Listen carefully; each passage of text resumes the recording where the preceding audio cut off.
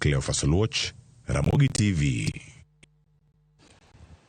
Koth mapek mosebedo kachwe kor gwenge ma pacho ka osebedo ka kelo achiedh nade mathoth.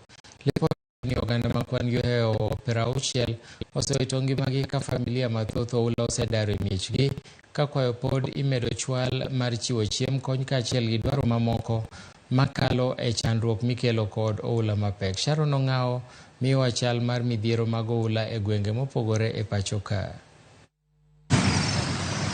Oganda e gwenge mopogore opogore e pacho ka odagi luoro kaluore kod koth mapek mamedo chwe e pacho ka.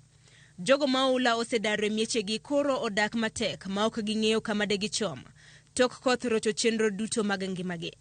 Ten sirikande moko kod joma chunygi lendo koro chako chenro mar temo reso ngima oganda. E kaunti ma Garissa, familia moheo 800 mane pi oula odaro osechako yudo chiemb kony kawuok e sirikand kaunti ma Garissa.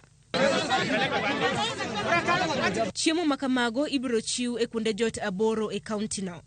Gavana ma Garissa Nadhif Jama wacho ni jodak moheo 6,000 dwaro kony mar chiemo gi yath. Leo we've started food distribution for Garissa Township. As a start, all the IDP camps will benefit from this food distribution for 2,500 families, and thereafter we will move on to the sub-counties, where also there are a lot of families in a very bad situation. Nadhif bendo kwayo sirikal mamalo mondo konygi gi kalapapla mabiro bedo kako chiemo nyaka kuonde mayore okethore.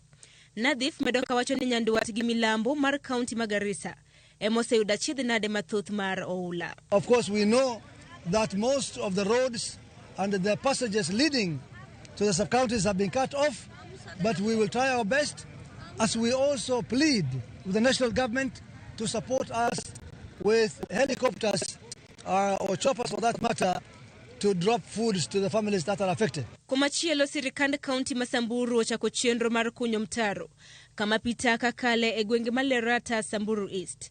Gwenge malerata osebedo gi achiedh nade mathoth mikelo gi pi oula kaluore gi koth mapek ma osebedo kachwe.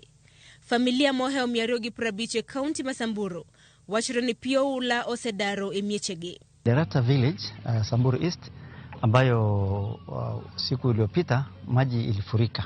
Maji kutoka mlima ile storm water iliweza kufagia kijiji, ikaweza kutuletea hasara nyingi sana.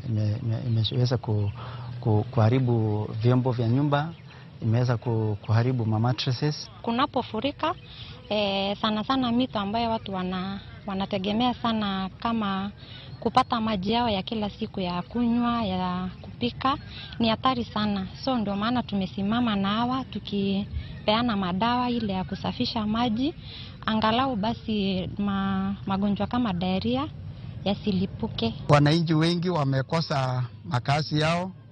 Hata ukiona tunapea mattress, hakuna mahali hata watoto wanaweza lala.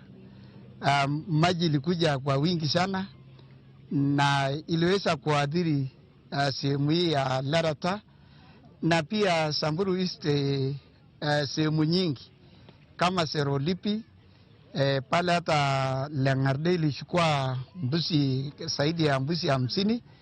Kuna mahali imeenda mpaka ngamia. Magi duto timore ka jo Kenya makwan gi oheo prauchiel osethoko kale midhiero mar oula mokwako piny Kenya. Maen kaluore gi nonro mar Kenya Red Cross moyango bende ni ji makwan gi oheo 24,000 bende osedar e miechgi nikech oula. Sharon Ong'ao, Ramogi TV.